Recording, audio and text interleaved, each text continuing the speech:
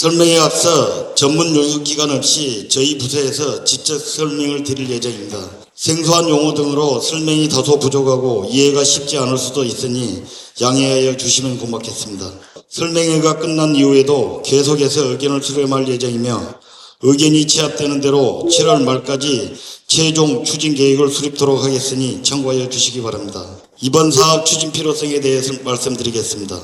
정부에서 한국장학재단을 통해 지원하는 국가장학금으로 등록금을 해결하는 가정도 있겠지만 그렇지 못한 가정도 있습니다. 비록 등록금을 어떻게 해결했더라도 학생의 생활비 부담은 더 큰 걱정입니다. 이러한 부분을 지원하기 위해 본 지원 사업을 계획하게 되었습니다. 재산 수준과 상관없이 대학 교육비는 자녀를 둔 가정이라면 큰 부담이고 걱정입니다. 이에 전 대학생을 대상으로 장학금을 지원하고자 하는 것입니다. 자녀 양육비가 자녀 출산에 큰 영향을 미친다는 얘기입니다. 앞서 두 가지 문제를 해소할 가장 필요한 저출산 지원 정책에 대해서는 영유아 보육 및 교육비 지원 확대였습니다. 간양 시민이 가장 원하는 자녀 양육 지원 정책에 대해서는 충분한 양육비 지원, 주택 지원 등 대부분이 금전적 지원에 관한 내용들이었습니다. 그럼 등록금을 제외하고 대학교를 다니는데 생활비는 얼마나 필요할까요? 수도권이냐 비수도권이냐에 따라 다르겠지만 주거비만 보자면 기숙사는 월 60만 원, 자취하는 학생들은 120에서 140만 원이 소요되는 걸로 나옵니다. 주거 환경에 따라 다르겠지만 식비, 교통비, 교재비, 통신비, 기타 의료 구입 비용을 합하면 아무리 적게 들어도 월에 최소 50만 원 이상이 학생 생활비로 필요합니다. 등록금이 가장 낮은 국립대는 1년 등록금 420여만 원에 월 생활비를 50만 원으로 산정하여 연간 1,000여만 원이 됩니다. 4년제를 기준으로 졸업할 때까지 4천만 원이 교육비로 소요됩니다. 이것은 최소한으로 책정한 금액이고 수도권 지역이나 사립대에 재학하는 경우에는 훨씬 큰 금액을 가정에서 교육비로 지출할 것입니다. 부족한 생활비 충당을 위해 학업에 열중해야 할 많은 학생들 70.3%가 아르바이트와 같은 경제활동에 나서고 있습니다. 2024년 교육부 통계를 보면 4년제 기준 1년 평균 등록금은 682만 원입니다. 사립은 762만 원, 국립은 421만 원으로 341만 원 차이가 나며 수도권은 768만 원, 비수도권은 628만 원으로 141만 원 차이가 납니다. 계열별로 인문사회 계열이 600만 원으로 가장 낮고 의학 계열이 984만 원으로 가장 높습니다. 정부 산하 한국장학재단에서는 이러한 교육비 부담을 덜어주기 위해 장학금 제도를 운영하고 있습니다. 한국장학재단에서는 가구원 소득과 아파트, 차량, 토지, 보증금 등의 재산과 예금, 주식, 보험 등 금융자산 및 부채 등을 근거로 지원 구간을 기초차상위에서부터 10구간으로 선정하여 기초차상위 계층부터 9구간까지는 소득 수준별로 국가장학금을 지원합니다. 기초차상위는 등록금 전액 1에서 3구간은 연에 570만 원, 4에서 5구간은 연에 420만 원, 7에서 8구간은 연에 350만 원, 올해부터 9구간도 연간 100만 원을 지원하고 있으며 10구간은 고소득 계층으로 분류하여 장학금을 지원하지 않습니다. 앞에 표를 보면 9구간이 중위소득 300%로 고소득 가정으로 볼 수 있겠지만 2023년 교육부 발표에 따르면 9구간 가구 평균 월 근로소득은 세전 645만 원입니다. 일반적으로 부모 연령 50대에 자녀를 대학에 보내는 시기일 것입니다. 작년 시민대상 사회지표 조사 시 50대 이상 37.4%가 가정의 근로소득이 600만 원 이상이다 답하였고 이 중 800만 원 이상은 21.9% 나왔습니다. 직장에 다니는 경우 50대가 가장 근로소득이 높을 때이고 맞벌이 가정까지 감안한다면 간양 시민의 세전 600만 원 이상의 비율이 높은 것이 설명될 것입니다. 국가장학금은 저소득 계층으로 갈수록 지원이 높아지고 고소득 계층으로 갈수록 지원 금액이 낮아지거나 지원 대상에 해당되지 않습니다. 국가장학금에서 저소득 계층으로 분류되어 등록금 부담이 작은 가정이나 고소득 계층으로 분류되어 등록금과 생활비를 모두 부담하는 가정 모두가 자녀 대학 진학에 따른 교육비 부담은 클 것입니다. 현재 전액장학금 지원 제도를 추진하고 있는 4개 지자체의 현황입니다. 타 지자체는 우리시와 다르게 등록금 장학금을 지원하고 있습니다. 학생 본인 등록금에서 국가장학금, 교내장학금 장학금 등 등록금 지원 성격의 장학금을 제하고 남은 등록금은 본인이 부담해야 하는데 그 금액을 지자체에서 지원하는 제도입니다. 참고로 부모가 재직 중인 회사에서 학자금을 지원받더라도 장학금에서 제하지 않고 지원하는 지자체도 있습니다. 장학금은 크게 등록금 장학금과 생활비 장학금으로 나뉩니다. 등록금 장학금은 등록금의 장학금의 합의, 등록금을 초과하면 관련 법령에 따라 초과한 금액을 장학금을 지급한 기간에 반환해야 하지만 생활비 장학금은 한국장학재단에서 전액 등록금 지원을 받았다고 하더라도 중복 지원 대상에 포함되지 않아 추가 지원할 수 있는 장학금입니다. 등록금 장학금 지원 제도는 등록금에 대한 학생 본인의 부담이 없어진다는 장점이 있지만 한국장학재단으로부터 등록금 전액 지원을 받는 기초 차상위 계층이나 국가 장학금 지원 금액이 높은 저소득 계층은 지자체의 지원이 없거나 작습니다. 반대로 국가 장학금 지원을 받지 못하거나 소득이 높아 작게 받는 계층은 지자체에서 등록금 전액 지원 또는 등록금의 대부분을 지원받는 구조가 됩니다. 종합적으로 지자체에서 시비로 지원하는 장학금만을 살펴보면 저소득 계층으로 갈수록 시비가 작게 지원되고 고소득 계층으로 갈수록 시비가 많이 지원되므로 형평성의 문제가 대두됩니다.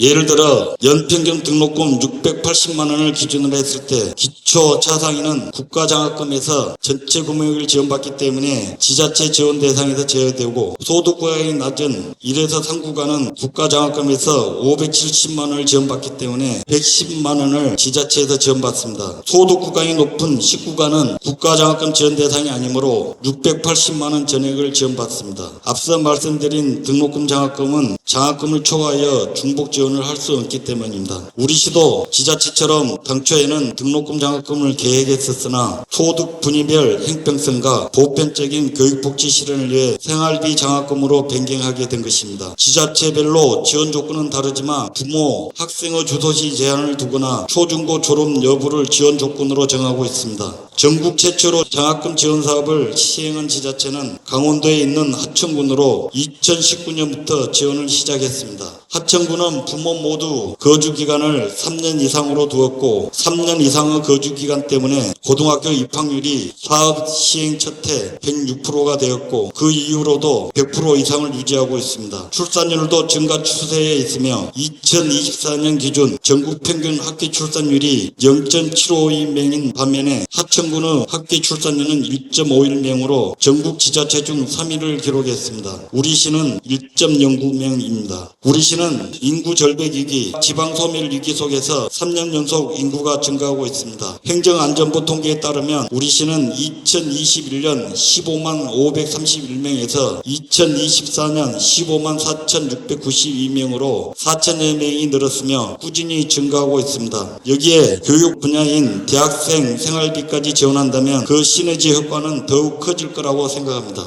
오늘 참석하신 분들께서 가장 궁금하신 부분인 반양시 대학생 생활비 장학금 지원 사업안에 대해 설명드리겠습니다. 지원 대상은 전문대나 대학교에 재학 중인 학생입니다. 거주 기간은 학생은 051 기준으로 주민등록상 합산 3년 이상 거주해야 하고 부모 모두 또는 보호자는 1년 이상 우리 시에 계속해서 실거주해야 합니다. 학생 기준과 부모 또는 보호자의 거주 기간을 모두 충족해야 지원 대상이 되며 대학생의 경우 거주 기간 충족 시 자치, 기숙사 등의 사유로 주소 이전을 하여도 지원 대상에 포함됩니다. 소득의 높낮음과 상관없이 지원할 계획이며 기본적인 학업 수준 유지를 위해 성적은 시학점 이상으로 기준을 잡았습니다. 교육부 통계에 따르면 전체 학생의 95%가 시학점 이상을 취득하는 것으로 나왔습니다. 다만 대학교 신입생, 편입생은 첫 학기에 성적이 나오지 않으므로 거주 기준만 충족하면 장학금을 지급할 계획입니다. 지원 금액은 연간 340만 원입니다. 지원 금액을 340만 원으로 정한 것은 전국 대학교 평균 등록금 680만 원의 50%를 기준으로 잡았습니다. 생활비 장학금임에도 불구하고 평균 등록금을 기준으로 장학 금액을 산정한 이유는 정부 반값 등록금 정책을 보완하는 성격으로 국가 장학금으로 부족한 교육비 및 생활비 등을 우리시 생활비 장학금 지원금으로 충당하고 지원하기 위함입니다. 본질은 교육 정책이지만 인구 정책이기도 한 만큼 학생들 거주 기간에 따라 340만 원을 100%에서 50%로 차등하여 지급할 계획입니다. 학생의 경우 주민등록상 7년 이상 거주해야만 100%를 지원하는데 지원받을 학생이 학생이 초등학교 5학년부터 우리 시에 거주해야만 대학교 1학년이 되었을 때 장학금을 100% 지원받을 수 있습니다. 대학교 1학년이 최소 기준인 3년 이상을 충족하려면 중학교 3학년부터는 우리 시에 주민등록을 두어야 지원 대상이 됩니다. 장학금 지원 사업이 시행이 되면 연 2회로 나누어 장학금을 지급할 계획입니다. 상반기는 3월 접수하여 4월에 지급하고 하반기는 8월 접수하여 9월에 지급할 예정입니다. 3월과 8월에 접수하는 사유는 학생들의 재학 상태를 확인하기 위함이고 혹여 휴학이나 자퇴를 하는 경우 별도 관리할 계획입니다. 지원 횟수에서 고민이 많았습니다. 오늘 참석하신 분들은 설문을 통해 의견을 수렴하고 있습니다. 일반적으로 대학을 생각하면 전문대는 2년제, 일반 대학은 4년제로 생각합니다. 하지만 건축, 약학, 의예과와 같이 정규 학제가 5년 10학기에서 6년 10학기로 이루어진 학과들도 있습니다. 4년제 대학 기준으로 최대 8회를 지원 기준으로 삼을 건지 5년제, 6년제까지 전 학기를 지원할 것인지 이 부분은 오늘 설문 의견을 바탕으로 최종 지원계획 수립 시 검토 반영하겠습니다. 대학생 생활비 장학금 지원 사업에 필요한 예산입니다. 총 4단계에 걸쳐서 사업을 추진할 예정이며 1단계에는 정규학제 최종 학년, 예를 들어서 4년제는 4학년, 2년제는 2학년입니다. 2단계 2년차에는 4년제 기준 3, 4학년, 2년제는 1학년입니다. 최종 4단계 4년차에는 전 학년을 대상으로 장학금을 지급할 계획입니다. 1단계에는 985명 30억 9천만 원, 2단계에는 1970명 61억 8천만 원, 최종 단계에는 3940명 123억 7천만 원이 지원될 예정입니다. 장학금 지원에 필요한 예산 산출은 1단계 기준으로 올해